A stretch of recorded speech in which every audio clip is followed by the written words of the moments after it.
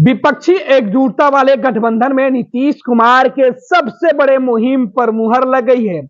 India गठबंधन देश भर में घूम घूमकर जातिगत जनगणना के मुद्दे पर बात करेगी।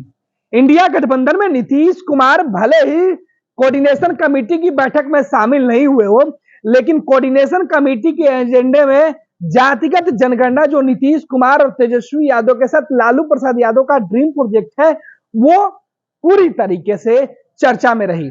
आपको बता दें कि बिहार का प्रतिनिधित्व इंडिया गठबंधन में जिस तरीके से है, उसका आलम यह है, और आप देख लीजिए कि इस गठबंधन में नीतीश कुमार की वैल्यू कितनी है।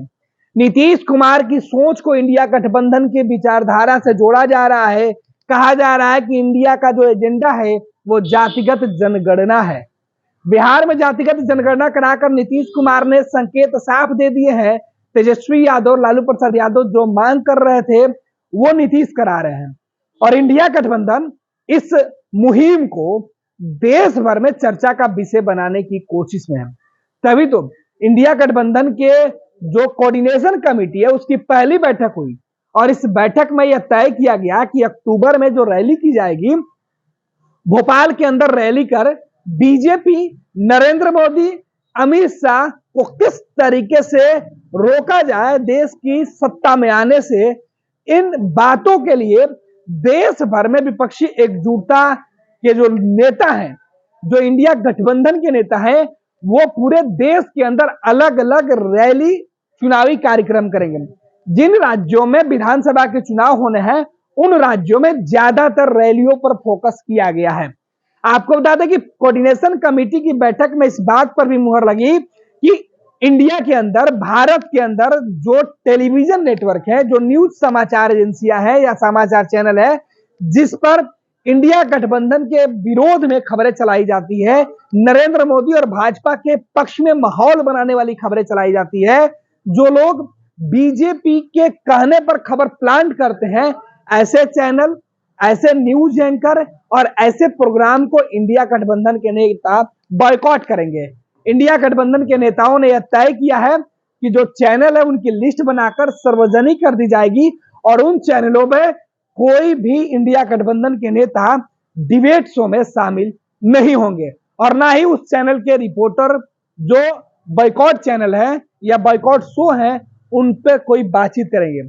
लेकिन इस एजेंडे के अलावा अक्टूबर से लेकर अक्टूबर लास्ट तक इंडिया गठबंधन के अंदर सबसे बड़ी जो बातें हैं वो है कि नीतीश कुमार जो बातें कह रहे हैं वो मानी जा रही है। नीतीश कुमार भले ही इस इंडिया गठबंधन के कोऑर्डिनेशन कमेटी की बैठक में नहीं गए हो, जेडीयू के राष्ट्रीय अध्यक्ष ललन सिंह नहीं हो, लेकिन नीतीश कुमार के निर्देश पर तेजस्वी यादव कोऑर्डिनेशन कमेटी के सदस्य हैं, और तेजस्वी यादव ने जिस तरीके से नीतीश कुमार की सोच को इंडिया गठबंधन के बैठक में रखी है, कोऑर्डिनेशन कमेटी के बैठक में रखी है, जो एजेंडा नीतीश कुमार ने सेट किया, अब उसी एजेंडे को लेकर देश भर में इंडिया गठबंधन के नेता चलने की बातें कर रहे हैं।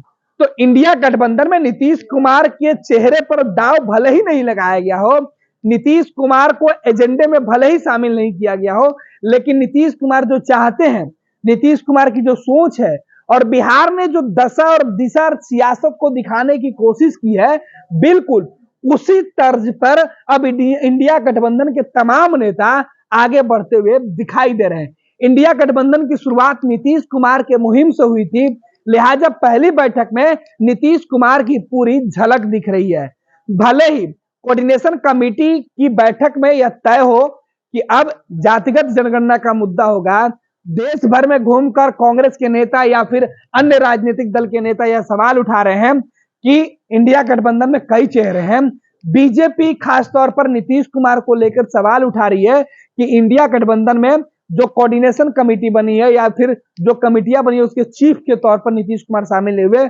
उनके लिए यह बड़ी डराने वाली खबर है कि नीतीश कुमार भले ही चेहरा अब तक घोषित नहीं हुए हो, लेकिन नीतीश कुमार के एजेंडे पर ही इंडिया गठबंधन आगे बढ़ रही है, क्योंकि नीतीश कुमार पहले ही ऐलान कर चुके हैं कि 2 अक्टूबर को बड़ी रैली होगी, देश भर में होगी, और उसकी शुरुआत भोपाल से हो रही है। तारीख का ऐलान भले ही प्रेस कॉन्फ्रेंस में नहीं किया गया, लेकिन बिहार के मुख्यमंत्री नीतीश कुमार पहले से यह बातें कहते आ रहे हैं कि गांधी जयंती के मौके पर एक बड़ी शुरुआत होगी और इंडिया गठबंधन के लिए यह सबसे पहला कार्यक्रम होगा। और अब इस कार्यक्रम के माध्यम से बीजेपी को रोका जाएगा। बीजेपी सरकार जो केंद्र में वर्तमान में है, उस सरकार की नाकामियां गिनाई जाएंगी। इस बार पहली बैठक में जो एजेंडा तय किया गया है, उस एजेंडे में महंगाई है, देश के अंदर बेरोजगारी है, किसानों की समस्या है और जातिगत जनगणना का मुद्दा है। इसे हर मंच से बोला जाएगा। देश भर के लोगों को बताया जाएगा कि जातिगत जनगणना क्यों जरूरी है और बिहार में जब जातिगत जनगणना का कार्य किया जा रहा था तो किस तरीके से बीजेपी के लोग पर्दे के पीछे से इसे रोकने की कोशिश में जुटे हुए थे। तो ये तमाम एजेंडा नीतीश कुमार का है। इन तमाम एजेंडों पर देश भर में इंडिया गठबंधन के नेता बात करेंगे, चाहे वो राहुल गांधी हो, चाहे वो ममता बनर्जी हो, चाहे एम के स्टालिन हो या फिर खुद तेजस्वी यादव और नीतीश कुमार हो। तो ये तय है कि भले ही कोऑर्डिनेशन कमेटी में जेडीयू की तरफ से ललन सिंह नहीं गए हों, ममता बनर्जी के भतीजे अभिषेक बनर्जी नहीं गए हों, लेकिन जो एजेंडा है वो नीतीश कुमार पटना में बैठकर सेट कर चुके थे और तेजस्वी उस पर मुहर लगवा लिए। ये लो मुंह मीठा करो, आज मैंने अपना जॉब छोड़ दिया, अब हम पूर्णिया वापस जाएंगे। जॉब छोड़ दिया है? मतलब ये घर कैसे चलेगा? हम करेंगे क्या और माँ बाबूजी क्या बोलेंगे? इसलिए मैं एक और मिठाई का डब्बा लाया। अपने बिजनेस के लिए लोन अप्रूव हो गया। अरे लोन अप्रूव हो गया वो तो ठीक है, लेकिन पूर्णिया में हम रहेंगे कहाँ? अपना घर भी तो नहीं है वहां। इसलिए तो एक और मिठाई का डब्बा अलग से लाया हूं। हमने पूर्णिया में घर ले लिया है, पूर्णिया के ई होम्स पैनोरमा में। पूर्णिया में पैनोरमा ग्रुप लेकर आए हैं ई होम्स पैनोरमा। बड़ा घर, आलीशान जिंदगी और अत्याधुनिक सुविधाओं के संग। अरे अरे, अब क्यों मुंह मीठा करवा रही हो? क्योंकि हम घर वापसी जो कर रहे हैं। घर वापसी की खुशी पूर्णिया में ई होम्स पैनोरमा के संग। ई Homes Panorama, luxurious lifestyle redefined.